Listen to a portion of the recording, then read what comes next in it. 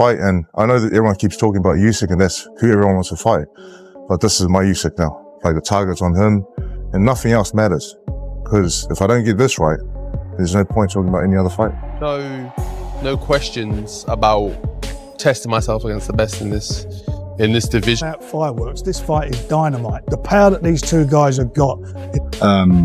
It's a dangerous fight, but it's a great fight for the fans, and it shows you, again, Joseph Parker and Fabio Wardley just faced off, and the tension in the air was undeniable.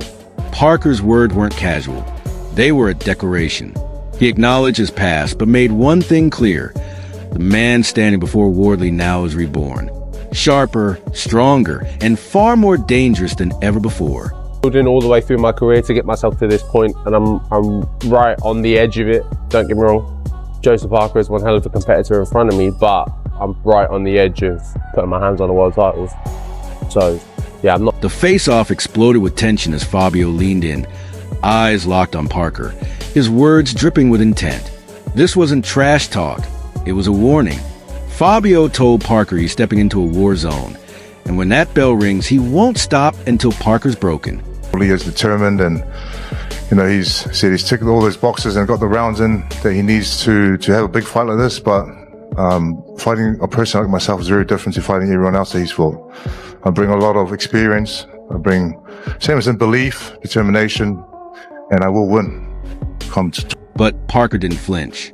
His response was calm, sharp, and dripping with quiet menace. Leaning forward, eyes cold and voice steady, he didn't match Fabio's fire. He smothered it. Every word carried the weight of experience. This wasn't hype. It was a veteran reminding a challenger that belief alone doesn't win wars. Experience does. And Parker sounded ready to prove it. He looks fit, he looks sharp, he looks fast, and the truth is, we're going to get the very best. Eddie Hearn's words carried weight. He's seen Parker at his peak, but this version looks even sharper. The timing, the confidence, the precision, everything suggests a fighter peaking at the perfect moment. Hearn isn't hyping. He's hinting. Parker's not just showing up, he's coming to make a statement. ways of beating him, punches that will work, combinations that will work, movements that will work, and then you focus on improving your fighter as well, making him the best he can be. And as long as as long as Joe is firing on all cylinders, I think he'll have enough to beat Wardley. Even though Trainer Andy Lee explained exactly what's driving Parker's resurgence. He broke it down like a tactician, calm, calculated, and confident. No one knows Parker's weapons better than him. This isn't about hype, it's about precision. Every movement, every punch, crafted to neutralize Wardley's chaos. And according to Lee, if Parker stays disciplined, the outcome isn't in question. It's inevitable.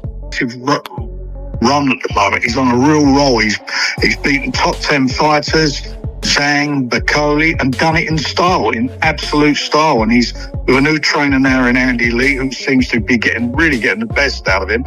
They've really formed a good unit, a good bond between the two of them. And he's a live fight. Frank Warren didn't hold back.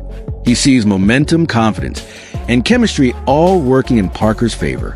With Andy Lee in his corner, Parker looks reborn, slicker, smarter, and far more ruthless in execution. This isn't the same fighter from years ago. Warren's message was simple: underestimate Joseph Parker now, and you'll regret it later. Parker Wardley, I'm actually looking forward to that. I think Parker does it with the experience and the skills and that. I think he overcomes, but I think it's too big of a Wardley punches hard enough to make it a fight and then drag him into something and make it like so. Carl Frock and Tony Bellew nailed it. This fight has danger written all over it. Parker may hold the edge in experience and composure, but Wardley's explosive power can change everything in a split second. Bellew's tone carried both respect and warning. Parker cannot afford to get dragged into Wardley's kind of fight. Frock called it the ultimate test of maturity, a question of whether Parker can stay disciplined when chaos erupts. This matchup isn't about who's stronger, it's about who's smarter under fire. One mistake could cost everything. This isn't just a fight. It's a high-stakes chess match under pressure, and Parker's composure might be the deciding factor. Hierarchy of boxing. The hierarchy of boxing has always been Don King, Bob Arum. Now, in this country, it's Eddie Hearn. For Tony Bellew, Parker's recent run already says it all. He called it perfectly. Parker's transformation has been nothing short of remarkable. Humbling a powerhouse like Zhang wasn't luck. It was evolution. The precision, the control, the composure. Parker dismantled the giant with surgical patience, reminding everyone why he's one of the most technically gifted heavyweights in the world.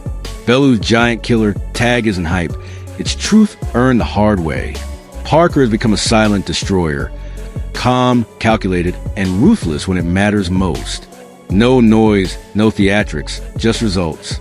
And for Wardley, that should sound the alarm, because the same cold composure that broke Zhang will be standing right across from him under the lights. The fighter that truly believes in himself, unbelievably strong. His jab is so underrated, his right hand is underrated. You know, you saw how he kind of physically... Johnny Nelson nailed what most people miss about Joseph Parker, his quiet strength. That jab, once overlooked, has turned into a weapon of control. It breaks rhythm, sets traps, and dictates the fight's pace. Against heavy hitters like Zhang and Wilder, Parker proved real power isn't about size. It's about composure. Nelson sees a man who's finally aligned belief with execution, turning potential into command. He's no longer reacting, he's orchestrating. And when a veteran like Nelson praises a jab, you know it's world-class. Parker doesn't need flash. His fundamentals are his firepower. I love Joseph, and I think that he's stronger, he's faster. And Parker right now is the top three. Usyk, Moses, and Parker. This is the names now. So Parker is a top guy. He deserves a title fight. He deserves the world title fight. So I'm with Parker team. He will win. Guido Vianello's words carry real weight. He's felt Parker's power firsthand in sparring. His respect isn't casual. Calling Parker a top 3 heavyweight is insider truth, not hype. Vianello knows the sharp timing, the deceptive hand speed, the draining pressure Parker brings. His praise isn't about friendship. It's about fact. Right now, Parker's being mentioned alongside names like Usyk, and that says everything. When sparring partners start speaking out, it means they've seen something the cameras can't: control, precision, and ruthless intent. For Wardley, that's the kind of truth you can't ignore. It'd be a different fight to the Cardiff fight. Yeah, I mean, look, we beat him once, but that was a unification. That was a long time ago, and Joe's on great. Eddie Hearn spoke of a man who's witnessed every chapter of Joseph Parker's story, from rising prospect to champion, and now a fighter reborn. When Hearn calls Parker dangerous for anybody, it's not promoter talk, it's respect. The Parker of old was raw, inconsistent, still learning. The Parker today is patient, calculated, and deadly efficient. Each fight reveals a man who's found his balance. Physically sharp, mentally unshakable. What makes him truly dangerous isn't just his power, it's his composure under chaos. Hearn's tone said it all. Parker isn't chasing validation anymore. He's back among the elite, and this time, he knows exactly who he is. Behind in certain areas of his technique, which was proven in his last fight against, was it Hooney? Justice Hooney. Justice Hooney, right? Because he was exposed. He was. For his boxing skills. Yeah. Duke McKenzie broke it down like a true analyst, cutting to the hype to reveal what really separates Joseph Parker from the rest. He didn't sugarcoat it, and that's what makes his insight matter. McKenzie sees both sides of Parker's resurgence, the sharpened skill set and the few lingering flaws. Every great fighter has blind spots, and for Parker, it's those brief moments when he leans too much on rhythm and timing. Against a quick, explosive opponent like Wardley, that could be an opening. But McKenzie's tone wasn't a warning. It was a reminder. Parker may not be untouchable, but he's adaptable. He studies, he adjusts, he evolves. That's what defines the elite. This fight isn't just power versus pressure. It's a test of adaptation. If Parker continues to close those small gaps, his experience could easily outweigh Wardley's raw fire. This track you made.